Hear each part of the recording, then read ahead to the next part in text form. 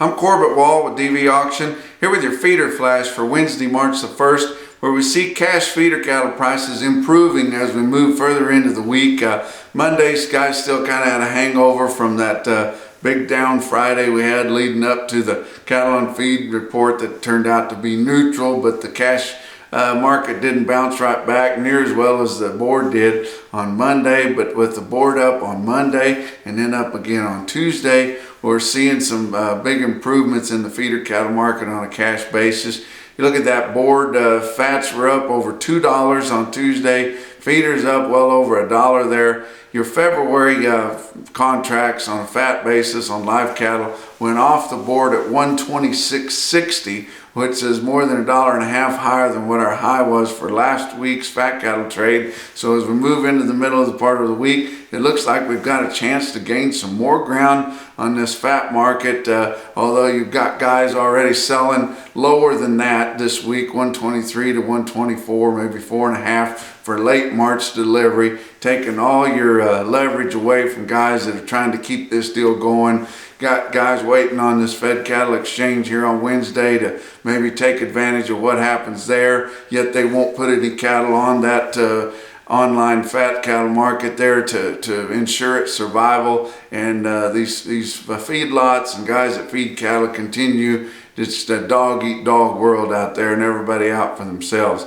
But you look at the feeder cattle market on Tuesday there, real-time index, 127.25 on Tuesday with the addition of most of Tuesday's sales. You look what I thought was interesting, your CME feeder cattle index lost only 10 cents with the addition of Monday's sales. And that's unbelievable when our big markets in Oklahoma City and Joplin were both multiple dollars lower, and we didn't have any big sales much in the Northern Plains to prop that up. How that thing kept from going down more than that is hard to believe. But you look at on Tuesday here, OKC West and El Reno, we've been talking they were going to have a schedule change. They sold their calves on Tuesday, then they'll be selling their yearlings and big feeders here on Wednesday. But you look at Tuesday, it's always been impressive to me. Anybody that's ever been involved with running a sale barn and trying to get cattle sorted up and separated up to bunch them up and sell like kinds together has always been impressed with El Reno, the way that they've been able to sort their calves from the yearlings and steers from heifers, the way they market them. It's one reason they've grown to be the largest feeder cattle auction in the nation now. But you look, they sold all their calves. Look at the report on Beef Market Central there. You see they sold all their calves right there.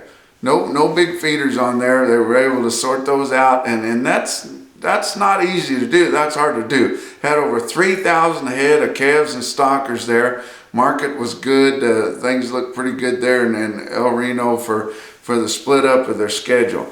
But you look at a market in the Northern Plains. Phillips, South Dakota had 5,000 head. No sale last week to compare with, but this week steady to $3 higher. You look at that report on Beef Market Central there. That includes 490 head of 7 weights, average 135.15, and 450 8 weights that average 127.50. That's real close to $1.30. And if you look at that weighted average weight, that's 866. So you can almost slide that back to close to $1.30 for the average on those 8 weights. Look at the individual quote there. 69 head of steers in Phillip late in the day after 5 o'clock weighed 868 pounds at 132.75, and that's the highest load of yearling steers that we've seen in several weeks. That's your feeder flash for Wednesday.